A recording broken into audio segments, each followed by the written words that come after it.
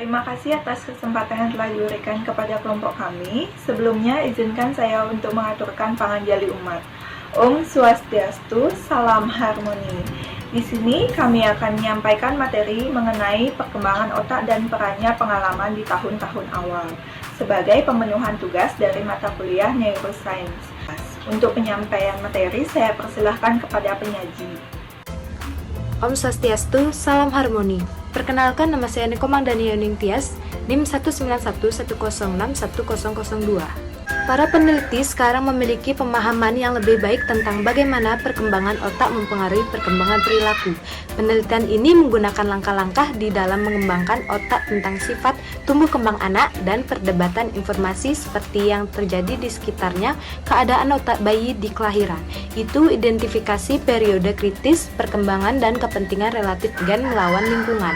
Itu adalah upaya kolaboratif antara penelitian bayi dan hewan. Itu telah mengungkapkan prinsip-prinsip neurobiologis yang mengatur perkembangan pada manusia. Tahapan awal perkembangan otak.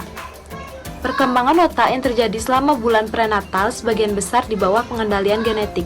Meskipun jelas lingkungan kita bisa bermain dengan aturan, misalnya diketahui bahwa kekurangan gizi dan adanya racun dapat mempengaruhi perkembangan otak.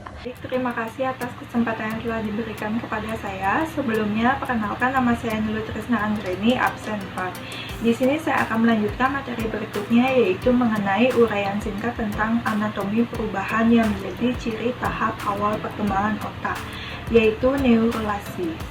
Sekitar 2 minggu setelah pembuahan, embrio yang berkembang telah mengatur dirinya sendiri menjadi sebuah struktur bola 3 lapis. Produksi neuron yang berlebihan akhirnya diimbangi proses apoptosis atau kematian sel terprogram. Selanjutnya, yaitu migrasi sel. Setelah sel lahir dan mengalir ke bagian akhir, konteks cerebral terdiri dari jaringan berlapis-lapis hingga beberapa milimeter. Ini dibentuk oleh pergerakan sel bagian dalam keluar, dimulai di zona vertikal dan bermigrasi melalui zona perantara. Dan akhirnya sel mencapai tujuan akhir mereka di luar otak yang sedang berkembang. Om Swastiastu. Baik, sebelumnya perkenalkan, nama saya Nika Dekmira Pratnyaswari dengan NIM 1911061017, nomor absen 6. Di sini saya akan melanjutkan materi yaitu proliferasi. Setelah struktur umum dari tabung syaraf telah diletakkan, sel-sel yang melapisi bagian paling dalam dari tabung, yang disebut zona ventrikel, berkembang biak dengan kecepatan logaritmik. Selanjutnya ada diferensiasi. Begitu sebuah neuron telah bermigrasi ke tujuan targetnya, ia umumnya berjalan melalui salah satu dari 2 jalan, yaitu ia dapat berdiferensiasi menjadi neuron dewasa, lengkap dengan akson dan dendrit, atau dapat ditarik kembali melalui apoptosis. Perkembangan akson difasilitasi oleh kerucut pertumbuhan, struktur kecil yang terbentuk dari tepi akson. Om Swastiastu, salam harmoni. Perkenalkan, nama saya KDM Mahadevi, nomor absen 8, dengan NIM 1911061022. Di sini, saya akan melanjutkan presentasi dengan penjelasan sinaptogenesis, di mana sinaps adalah titik kontak antara 2 sel otak, seringkali 2 neuron dan seringkali dendrit dan akson. Sinapsis pertama umumnya diamati sekitar minggu ke-23 kehamilan. Moliver, Kostovic, dan Van der Loos pada tahun 1973. Selanjutnya yaitu pemangkasan sinapsis. Seperti halnya produksi sinapsis, waktu pemangkasan sinapsis bergantung pada area otak tempat sinapsis terjadi. Di bagian korteks yang terlibat dalam persepsi visual dan pendengaran. Misalnya, pemangkasan selesai antara tahun ke-4 dan ke-6 kehidupan. Om Swastiastu. Perkenalkan, nama saya Ida Inyuman Sinta Dewi, NIM 1911061025, nomor absen 10. Di sini saya akan menjelaskan tentang mielinisasi. Dalam proses mielinisasi ini, Akson neuron dibungkus dalam sel lemak yang pada akhirnya memfasilitasi aktivitas dan komunikasi saraf karena isolasi ini memungkinkan akson bermilin untuk mengirimkan sinyal listrik lebih cepat daripada akson yang tidak bermilin. Selanjutnya yaitu otak awal yang bertujuan untuk membangun landasan untuk masa depan.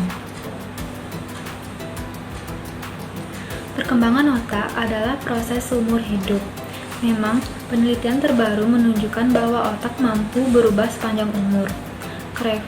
Crayford, West and von Norden 1996, Jones 2000, Kerouac and Knudsen 2007. Meskipun mungkin tidak dalam semua hal, namun perubahan yang terjadi selama tahun-tahun awal sangatlah penting. Karena itu adalah fondasi dari apa yang terjadi pada masa yang akan datang. Pada slide 12 mengenai periode sensitif, plastisitas adalah dipengaruhi oleh pengalaman. Otak jauh lebih sensitif terhadap pengalaman dalam beberapa tahun pertama kehidupan daripada tahun berikutnya. Plastisitas yang mencirikan proses otak yang menunjukkan bahwa meskipun otak sangat sensitif, tetapi perubahannya tergantung pengalaman yang tidak terbatas. Perkenalkan, nama saya Eni Adelinda Bercobayang, nomor absen 14. Di sini saya akan menjelaskan tentang perampasan efek lingkungan pada struktur dan fungsi otak. Studi telah menemukan bahwa kelembagaan di anak usia muda menyebabkan konsekuensi yang parah di perkembangan otak dan perilaku. Penelitian ini mengikuti 3 kelompok anak-anak. Yang pertama adalah kelompok yang dilembagakan. Anak-anak yang hidup hampir sepanjang hidup mereka dalam sebuah institusi pengaturan di Bucharest, Romania. Kedua adalah kelompok asuh, yang termasuk anak-anak dilembagakan saat lahir dan ditempatkan dalam perawatan yang tepat. 3 adalah tidak pernah melembagakan kelompok, yang meliputi anak-anak yang hidup dengan keluarga biologis mereka di Bukares. Untuk materi selanjutnya akan dilanjutkan oleh rekan saya. Jadi kesimpulan dari materi ini yaitu perkembangan pralahir sebagian besar didorong oleh proses genetika.